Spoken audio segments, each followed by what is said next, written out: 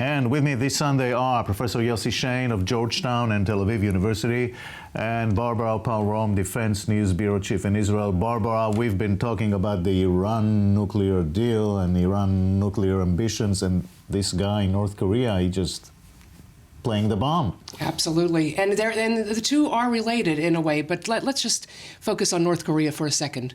This issue involves so many moving parts over a period of decades, and it depends at any given moment on the status of ties between the U.S. and China, domestic issues between South and North Korea, and the extent to which Japan will tolerate periodic provocations, firing off missiles in the Sea of Japan. It boils down to extortion.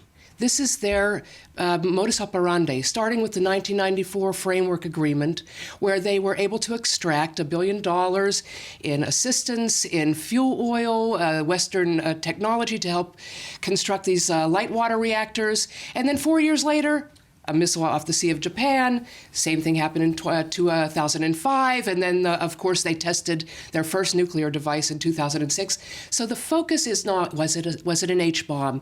What was the kilotons, megatons? That is not the point. The point is that North Korea, in the very harsh winter under crippling sanctions, they need the world's attentions, and they're flexing their muscles, and they want to get some goodies out of this. And this, I hate to say it, Jacob, but to quote from Baby Netanyahu, there is some lessons to be learned from how the world is dealing with this non-proliferation file of North Korea for the Iranian context. Professor Shane, what does it tell you about President Obama and the American policy? Look, the case of North Korea has been a nuisance on the international system for quite some time, not created by Obama. Other things have been created by Obama. But the fact that the Americans, they allow themselves to do this. They allow themselves because the Americans are not playing any part in this business. They cannot deter them in any fashion, like imposing against sanctions so they can even exacerbate sort of like the situation.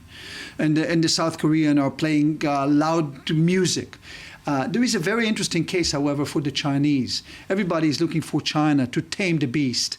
And the question is to what extent China is interested in taming the beast and how much. On the one hand, it is a very good card for China to play in the international arena. At the same time, if China is not playing, how much it's really hammering sort of like the zone that China is playing, including, of course, the economic crisis that China is facing. So there is kind of a balance the Chinese are playing right now. The United States, of course, is concerned. Everybody's concerned how this guy will react.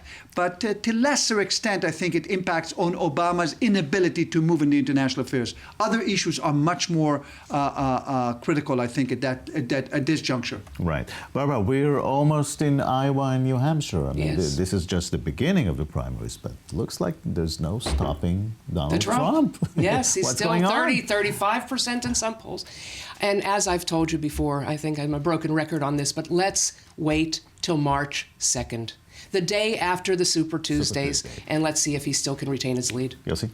Look, it's a very interesting campaign. I agree that there is a kind of something is hovering above. No one knows how to translate the popular sympathy that Trump is garnering, and of course the condemnation as well, and how it will translate to votes. So everybody said, let's wait. Okay, we'll wait. But there's something happening right now, I think, in the moral equation that Trump is trying to draw, and he's successful, especially vis-a-vis Hillary Clinton. Hillary Clinton seemed to be almost unimpeachable vis-a-vis Trump because he's the vulgar, he's the racist, he is all those acronyms that are related to those conservative nutcakes, while the liberals are always kind of like on the driving seat in terms of morality. Here he comes with the issue of Bill Clinton and all of his transgressions and how Hillary was covering up and the feminists were covering up. And this is brewing into a very interesting moral rivalry in America. On the one hand, those who no longer hold the PC language. On the other hand, those who supposedly PC, but also underneath are playing against the same values they cherish. This is a very interesting... This is a point that Yossi mentioned.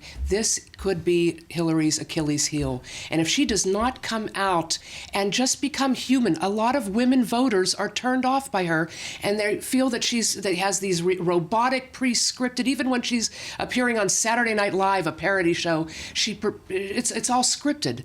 And unless she comes out and said, yes, this was the most difficult time in my relationship, I used the Senate race to use this adversity and channel it into doing something. She does not do that. We have never had such a campaign, and it's going to be very interesting. Yes. I thank you very much. Thank you.